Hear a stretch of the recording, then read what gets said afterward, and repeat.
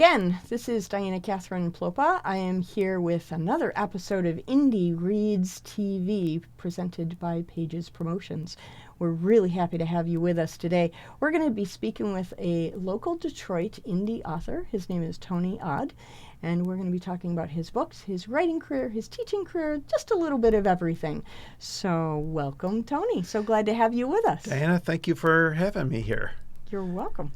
Tell me a little bit about your background to start with. I understand you were a teacher for several years. You know, I taught school at Southlake High School and loved teaching and taught there for about 3 years.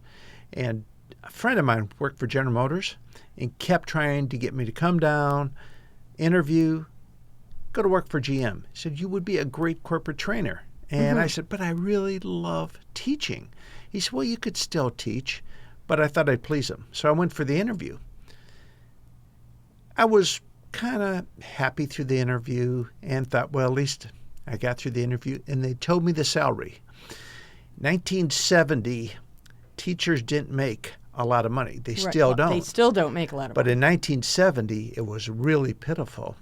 And the salary was double what I was currently making. Oh, my goodness. And my next question was, when do I start? Yeah. So I took a corporate career, and I worked for GM for 25 years. We lived in Kentucky, Alabama, Missouri, Georgia, Ohio, back in Michigan, back in Alabama, Atlanta. And at 25 years, I froze my retirement, and I went back and taught school again. That's and wonderful. I just really, really loved teaching. What age groups did you teach? I originally taught high school. Okay. And I was predominantly a social studies teacher, although I did have a double major with English. And when I went back to teach, I went down to Wayne State and I told them about my desires, and they looked up my credentials and they said, oh, you've got one of those great degrees that's grandfathered. All you need is 9 credit hours, and you're good for another 10 years. Wow. So I went back and I took 3 classes. I really enjoyed being with a lot of college kids. Of course, I was the oldest bugger in the classroom and really enjoyed it. But when I taught at a charter school in Detroit off the Davison Freeway, Wyoming, and it was a total minority school. And I loved it. It was up to the 6th grade, and they hired me as a 6th grade teacher to move to 7th grade, to move to 8th grade, because they were going to be an 8th grade school. And the greatest thing that happened to me is I moved with all my students. So I had them in the 6th grade, the 7th grade, and the 8th grade. That's excellent. One of my son's teachers did that. His music teacher, actually, from what was it? From 5th grade, I guess, 5th or 6th grade, all the way through high school. He had the same music teacher, because the music teacher in Birmingham moved from elementary to middle school to high school, because he wanted that continuity of having the students for the whole time. So having that kind of connectivity with one particular teacher is really very rare and very special. Well, the great offshoot of it is, first of all, I got to know the kids and their siblings and their parents. Right.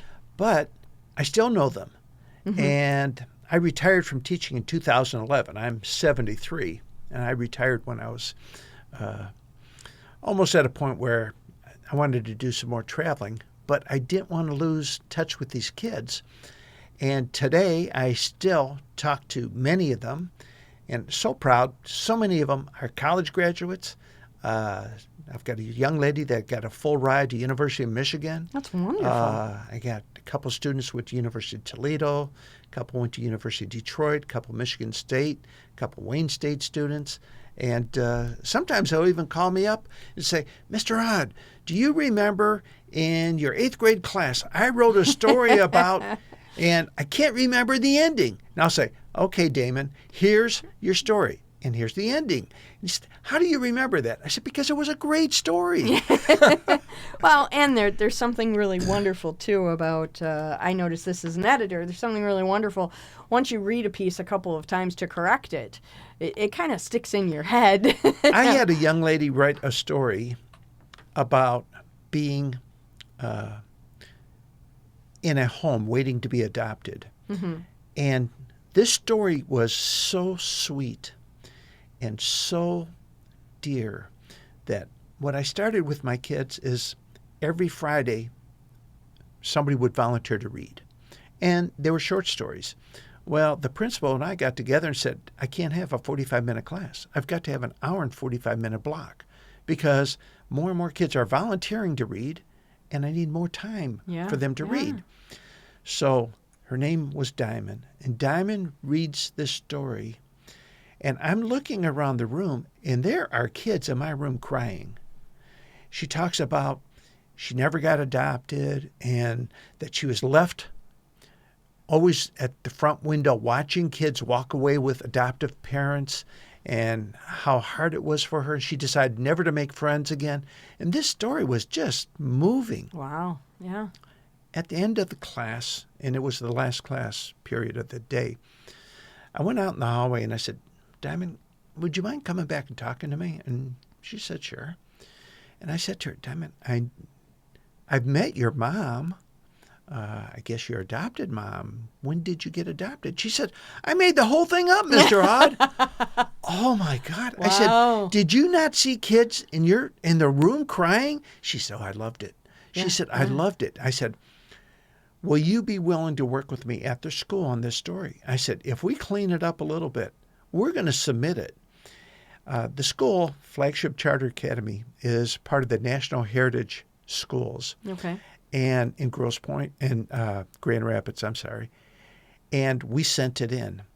They came and gave her a $500 savings bond as an award and asked her if they could use the story as an example. And there are other 70 schools they have around the country. That's fantastic. And I was so proud of her. Absolutely. And it was that's a great testament to your writing, to your teaching style as well, that you have the ability to reach young people and really teach them a skill that they can use for the rest of their lives. That's a wonderful thing. Well, and, some of these kids have gone on to really good things, and some of them that have just finished high school or went on a couple years of college still call me and said, Mr. Aued, you and Mrs. Aued are invited. I'm getting married. Nice. Or you're invited. I'm having a baby to our baby shower. Very and nice.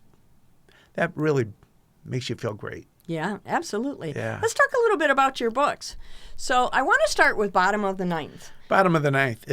It's my newest book. It just came out in April. Congratulations. Thank you. And a friend of mine said, oh, you planned it at the start of the baseball season. I said, no, actually, I've been writing it for about 1 year and 3 months. And it took about 3 months of editing and finally got done. And it just was a happenstance that it was at the beginning of the baseball season. So without giving too much away, tell us a little bit about what this story is. And don't tell us the ending because it's a murder mystery. But just give us an idea of the basic plot. Huge baseball fan as a kid, big Al Kaline fan, big Detroit Tiger fan. And then I told you I've moved to other areas of the country, and we lived in Atlanta a long time. And ended up living in the neighborhood of a lot of the Atlanta Braves player and became a big Atlanta Braves fan. So in my story, the Atlanta Braves and the Tigers are playing a key doubleheader. Key doubleheader because the Braves are in the playoffs. The Tigers are floundering. I'm sorry, Tiger fans. It happens. But the Tigers had just traded their star pitcher, and I used it kind of like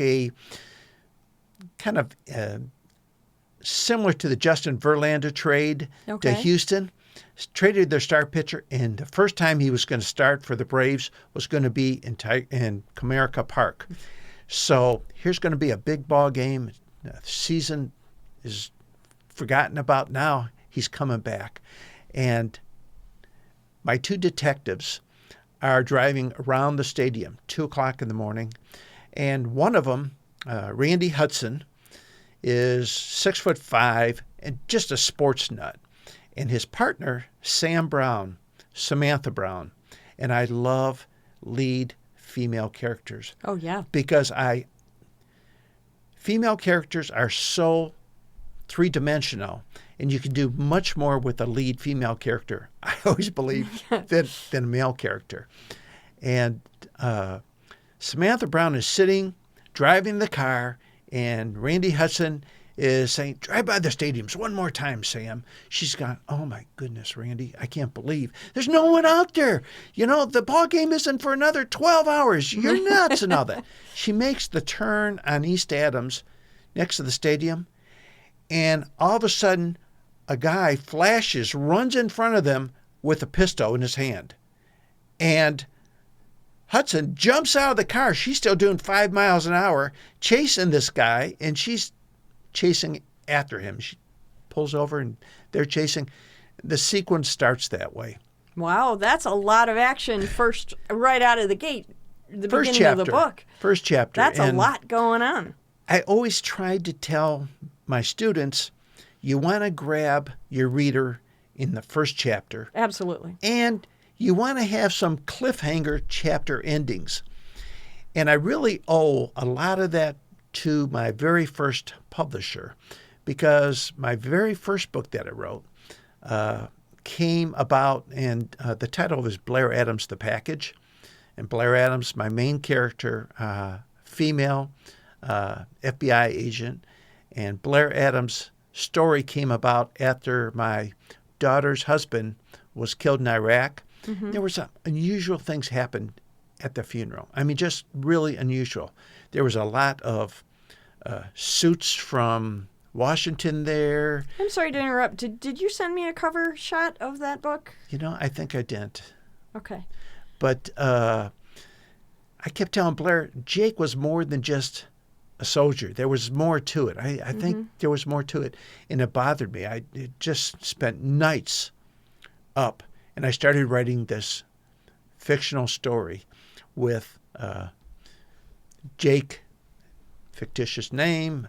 I changed his name, but I had this story. Mm-hmm. And I wrote what I thought was a great story, and I sent it to a lot of different publishers, and I got, nice letters and all that. And then finally, a publisher in Indianapolis called me up and said, we love the book, but you got to change the ending. I said, what do you mean you got to change the ending? They said, you got to have a cliffhanger for book 2 of Blair Adams. And I'm like, do you know how long it took me to write this book? And I'm grading like 90 papers every evening and all that. So I learned the cliffhanger. Cliffhangers aspect. are definitely important. So when you were writing Bottom of the Ninth, what was the most challenging part of pulling the story together for you? Well, the most challenging part was, how was I going to integrate the baseball game with the 2 detectives trying to solve the murder? And I had to keep the sequence of the baseball game going, along with the detectives going. So I had to weave the detectives in their investigation and the baseball game. So you had 2 parallel plots. I had 2 parallel plots going. And the key thing about the baseball game, I think, is I actually had somebody who read the book, did a nice review on it, said they kept moving closer to the edge of their seat trying to figure out the ending of the ball game. And they said for a while they forgot there was even a murder scene going on. But that is high praise. Yeah, when you've got your readers trying to decide which plot line to follow, that's high praise. You should be very proud of that. I was really thrilled that worked out. And I just really liked the way it worked out. I also weaved in a Chicago kind of hook into the story, because as my 2 detectives from Detroit were investigating, they found that there was a link to a gang in Chicago. So I've got a link into Chicago, and I do all my research by foot. And by foot, I mean if I've got streets and businesses and buildings, I'm walking the streets, I'm walking the businesses, I'm writing them down. I did a scene in California, and I was in the center of a big square, and I was sitting in the grass, and I was drawing on a piece of paper all the streets that spoke wheeled off of it, and all of a sudden I get a tap on the shoulder, and there's this motorcycle cop saying, "Excuse me, what are you doing?" And I said, "I'm a writer, and I'm." Thank you, sir. I'm not really planning something awful. I'm an author, and I'm writing this book, I'm writing a scene here, and I just wanted to make sure it was authentic and all that. He sat down next to me and he said, "Let me tell you something about that business on the corner and all that. That would really be," and I ended up using it. How nice. So That's then I wonderful. got his card and all that, and I sent him a copy of the book. So That's great. So let's talk about this one, Murder in Greektown. Murder in Greektown. My first 4 books all take place from California to New York, and it's the Blair Adams series. But Murder in Greektown is my first Detroit book, and I have a detective, Don Fredrickson, who was stationed at 12th Precinct. He was going to retire pretty soon, and he had already been cleared in a internal investigation, and Fredrickson is sitting there, and police chief comes up to him, his captain says, "There's a teacher missing at the school down the street. I need you to go check out what's going on over there." So Fredrickson goes to check it out, and in the investigation, which seemed to be minor, he finds out that all the students knew more about the teacher than the other teachers or the staff, and the students kind of helped a little bit with investigation, and the teacher ends up being very critical to a murder in Greektown. That's amazing that So- you're able to weave all those pieces together into this giant puzzle. I Really used impressed some with of that. my actual students from Flagship with their parents' permission to be in the book, Nice. in the story. And quite a few of them came out to the first book launch and the book signing. And That's always fun. So it ends up being a 4-book series. Wow. So I've got 2 4-book series, and then Bottom of the Ninth is my newest book in my new series with my lead detective, Samantha Brown.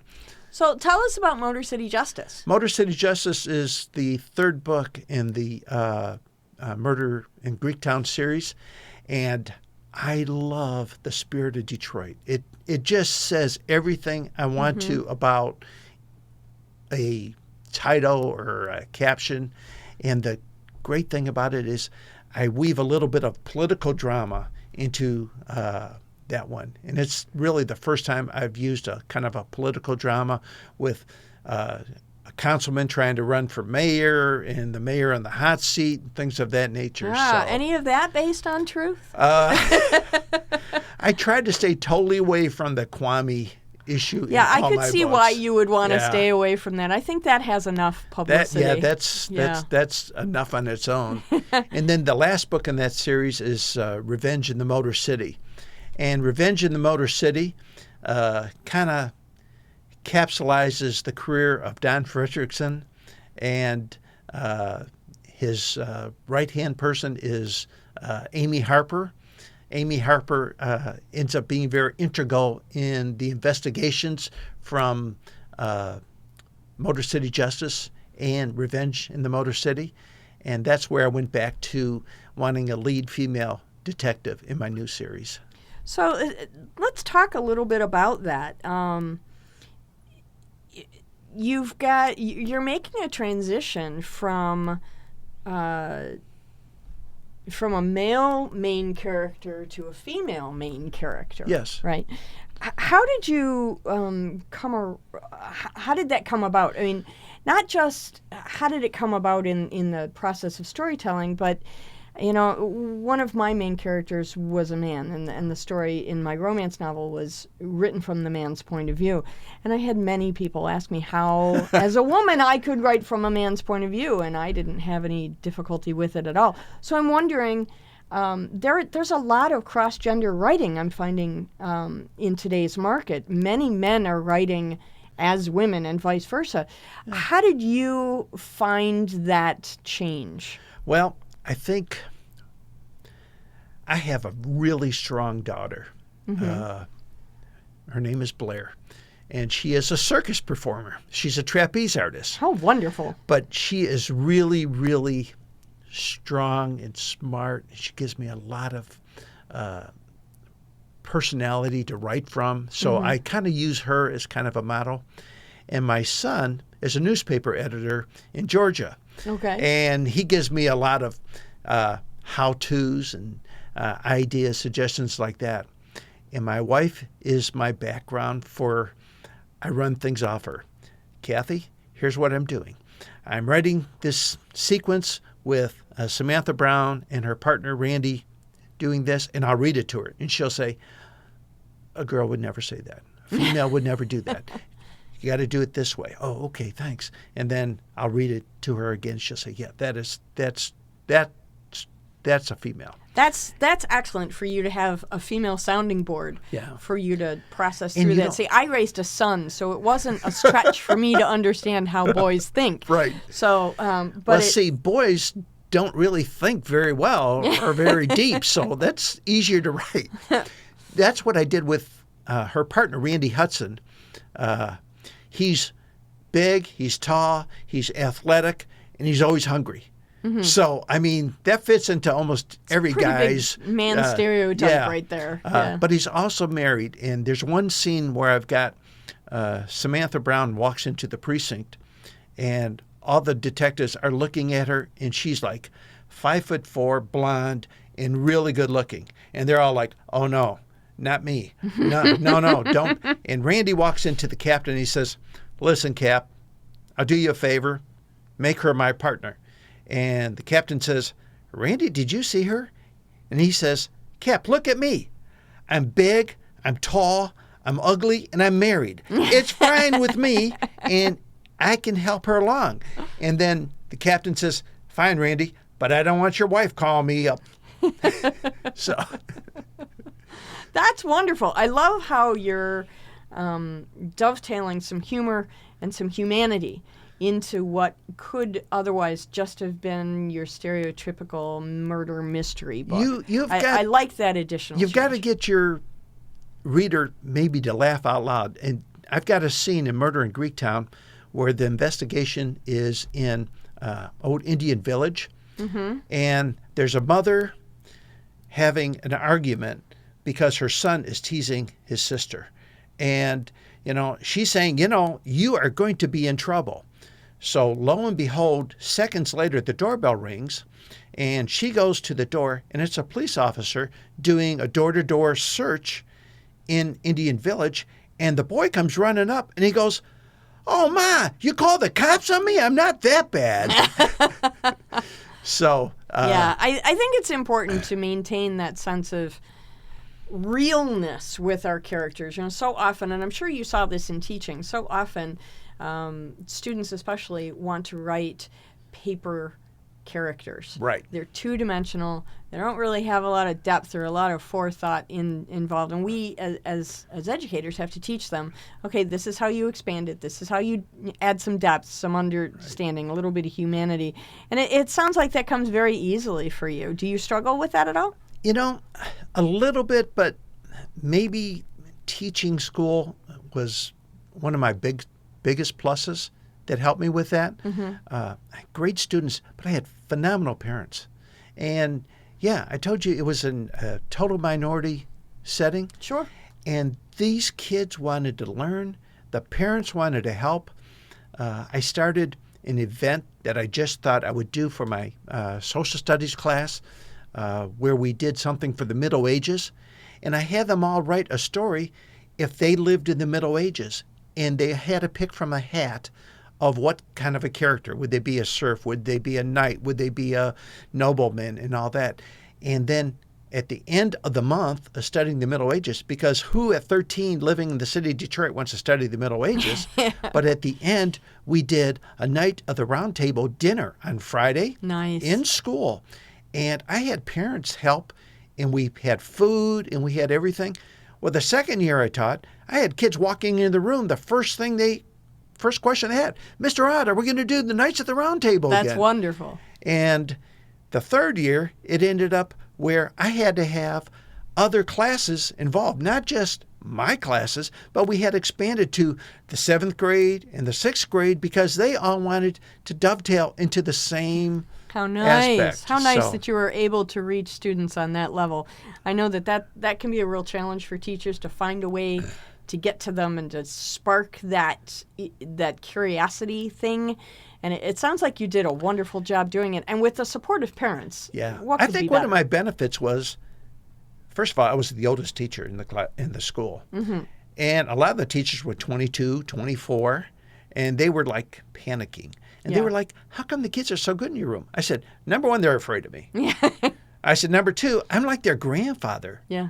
You know, They they're can not be comfortable. They're not going to goof off with their grandfather. Well, right. And I always told them, listen, in this room, we treat everybody the same. Mm-hmm. Everybody's nice. There's no bad ideas, and no one is wrong. Yeah. We're going to keep going. And I had That's kids help super other important. kids. Right. So we just have about a minute and a half left. Can you tell me what might be coming up next for you? Well, I'm currently working on a sequel with my two detectives, with Samantha Brown and Randy Hudson. The sequel to Bottom of the Ninth? Bottom of the Ninth. Okay. And it starts. Do we have a working title yet? I don't, but it starts off in Dearborn. All right. And around the Arab American Museum in Dearborn. All right. And I've written about 30,000 words, of which I'll probably keep 15,000. If that's how it works, yeah. But it's nice that my website allows people to read the chapter, opening chapter, and read about each book. And that's kind of nice. And then, of course, they can order from there. But it's a nice aspect where people Getting that little look at it. preview. And then Yeah. I've got a real nice marketing group that puts together my bookmarks and all that. Great. I've got a great cover designer, Carl Virgilio, who has done all my covers. And he's also a local poet and a local writer, writes children's It's good books. that you have such wonderful support around you to Yeah. make your writing career so Yeah. spectacular. I really appreciate you coming in today. Thank you so much. I look forward to reading Bottom of the Ninth. I have not had that opportunity yet. Well, I But brought one for you. oh, well, how kind of you. Thank you so much. I really enjoyed having you here. Thank you very, very much. And I look forward to reading this book and then seeing more from you. Thank you very much. Have a great night. Thank you.